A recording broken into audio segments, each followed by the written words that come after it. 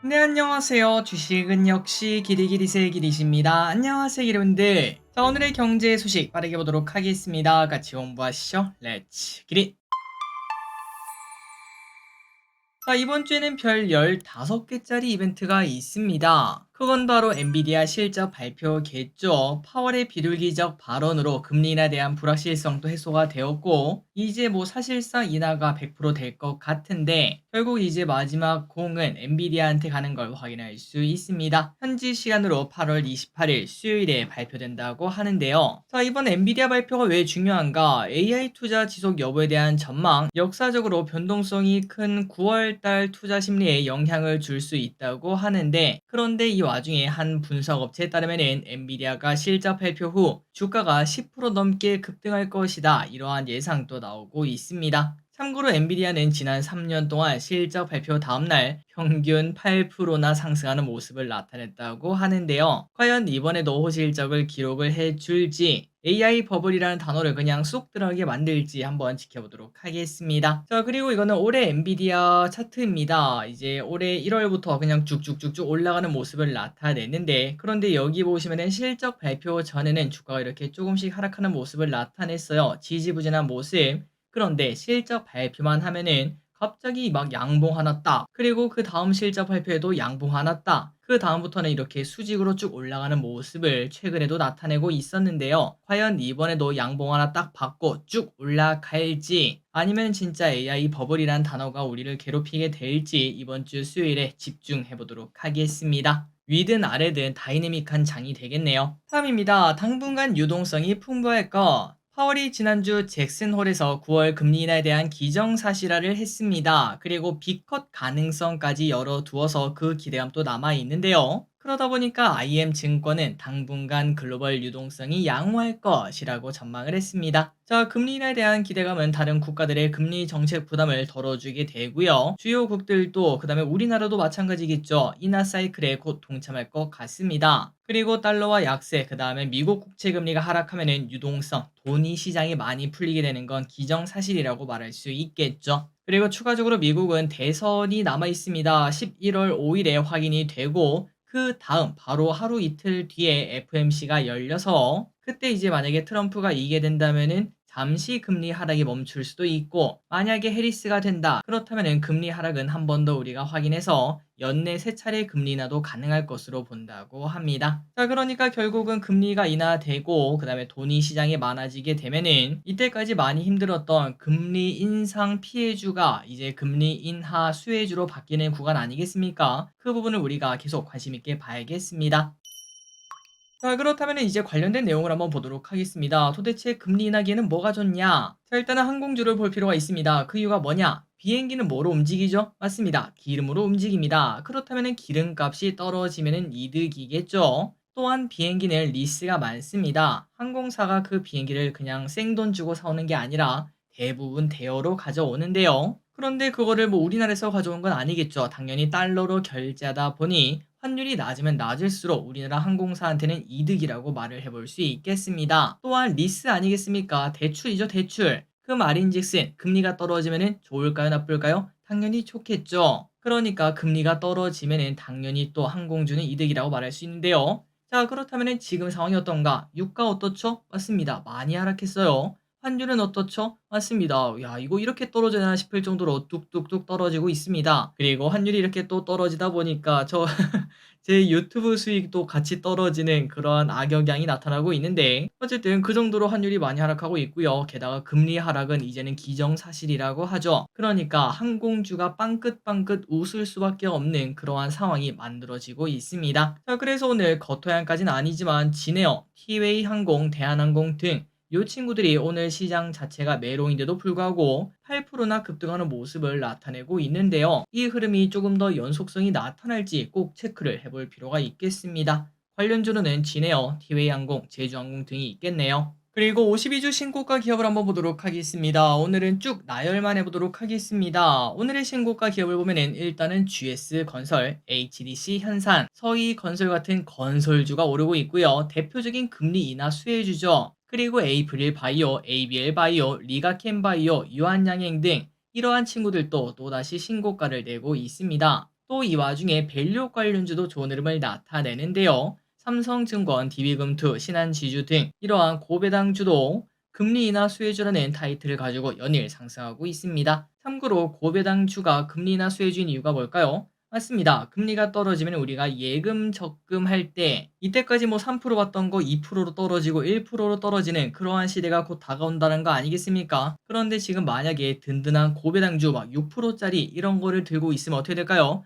맞습니다. 가면 갈수록 그 가치는 높아질 수밖에 없겠죠. 그렇기 때문에 오늘 장에 상승한 친구들을 딱 정리하자면은 금리 인하 수혜주가 전부 다 오르는 그러한 장이었다고 말을 해볼 수 있겠습니다. 그리고 오늘 52주 신고가까지는 아니지만 네이버, 카카오 요 친구들도 오르고 있더라고요. 자, 그래서 우리가 앞으로 고민을 해볼 필요가 있습니다. 이제는 금리 인하기가 진짜로 다가왔는데 이때 우리가 어떤 식으로 투자를 해야 될지, 금리 인하 수혜주 과연 내 포트폴리오 안에는 들어있는지, 혹은 2달 전, 3달 전에 막 잘 나갔던 친구들이지 않겠습니까? 거기에 대한 미련이 너무 가득한 건 아닌지 등등 이런 부분은 고민을 해볼 필요가 있겠습니다. 그리고 차트 한번 보도록 할게요. HDC, 현대산업개발, 서희건설, 주봉을 보시면은 최근 들어서 이제 올라가기 시작하고 있습니다. 금리 인하 이야기가 나오자마자 쭉쭉쭉 올라가고 있죠. 다음으로 삼성증권과 유한양행도 최근 들어 쭉쭉쭉 올라가는 모습을 보여주고 있습니다. 다음입니다. 오늘 바이오주 중 하나인 에이프릴 바이오에 대한 호재를 보도록 하겠습니다. 바이오로 바이오의 시대라고 말을 해볼 수 있겠죠.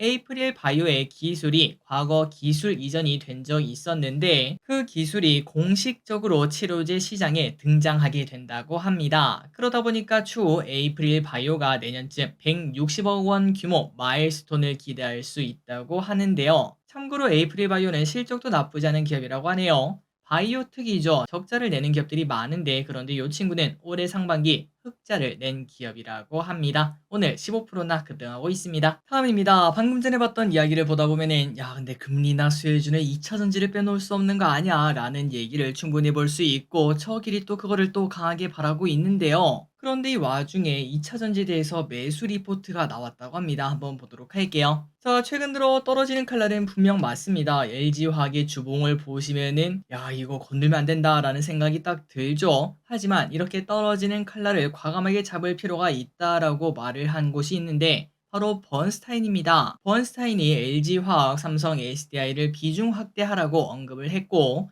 최소 50%는 먹는 자리다 라고 말을 했다고 하네요. 자, 그렇다면 그 이유가 뭔가 2030년까지 상용차에 사용되는 배터리 수요가 지금 현재 전기차에 대한 수요에 이를 정도로 크게 늘어난다고 합니다. 그 말인즉슨 상용차가 뭐죠? 맞습니다. 사업에 사용되는 차량이죠. 그러니까 전기 배터리로 구동하는 버스, 트럭 등이 크게 늘어날 것. 그러니까 우리가 요즘 전기차에 대한 뭐 그런 고민이 좀 많지만 하지만 그것도 늘어나는 것도 맞는데 상용차도 급하게 늘어난다라고 본다는 거겠죠. 실제로 올해 전 세계 상용차 배터리 시장이 70%나 성장한 걸 확인할 수 있다고 합니다. 그러니까 결국 전기차는 올 수밖에 없는 미래라며 삼성 SDI의 목표가를 50만 원, LG화학은 49만 원을 제시하며 둘 다 50%가 넘는 목표가를 제시했다고 합니다. 과연 번스타인의 말은 맞을까요?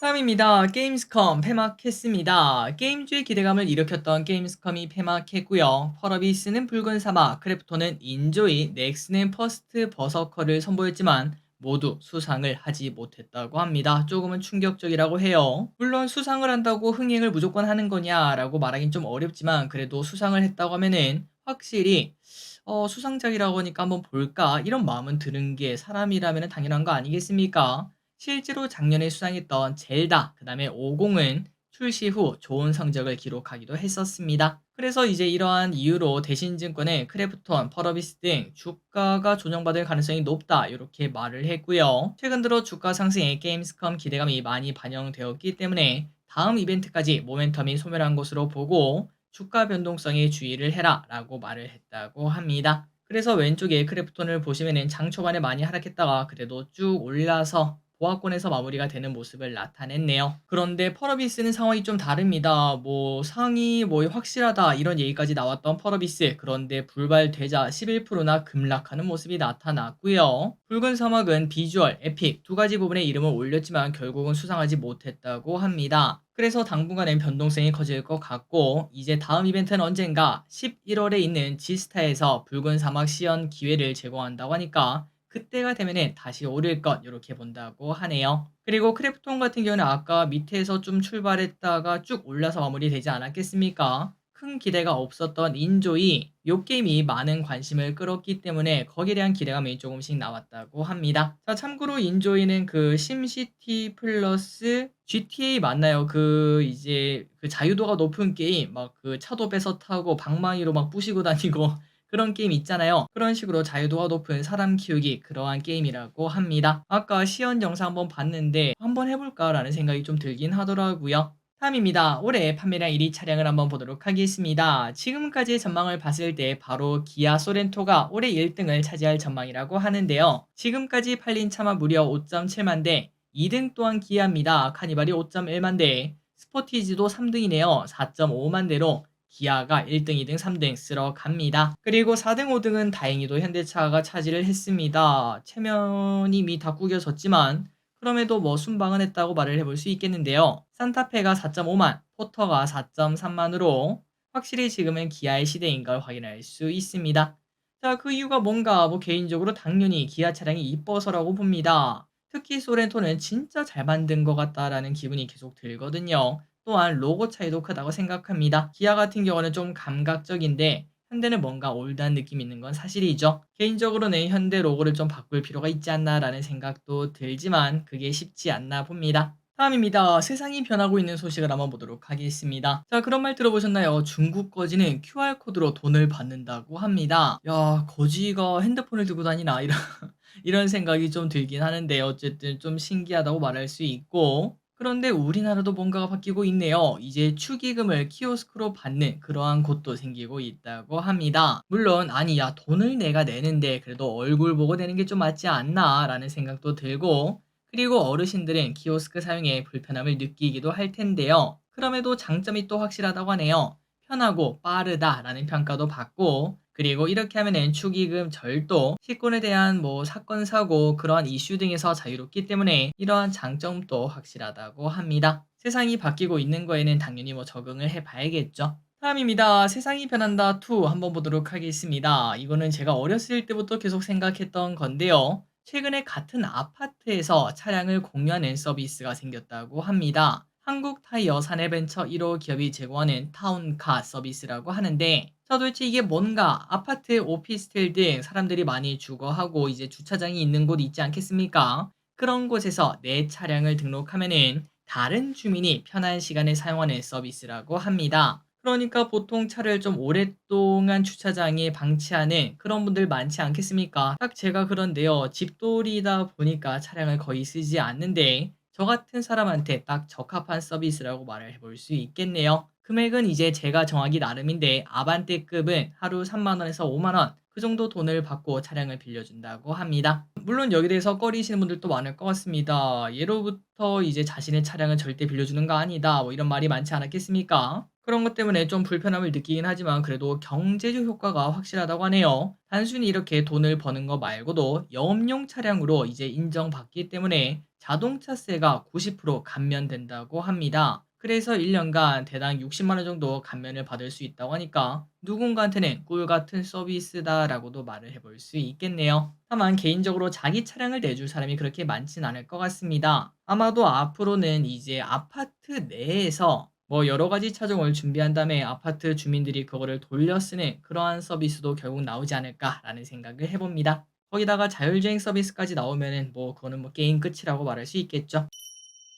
다음입니다. 오는 28일부터 증권사 계좌를 개설하게 된다면요. 한도 제한 계좌로 개설이 됩니다. 그 말인즉슨 내가 이제 거기다 돈을 옮길 때 하루에 100만 원 한도 계좌로 설정된다고 하네요. 아니 그래 나 그러면 뭐 공모주 할 때 그러면 뭐 한 200만 원 넣고 싶어도 못 넣는다는 거야? 맞습니다. 이번에 만들게 되면 그렇게 된다고 하고 그 한도 계좌를 해제하기 위해서는 각종 증빙 서류를 제출해 금융거래 목적을 확인을 받아야 된다고 합니다.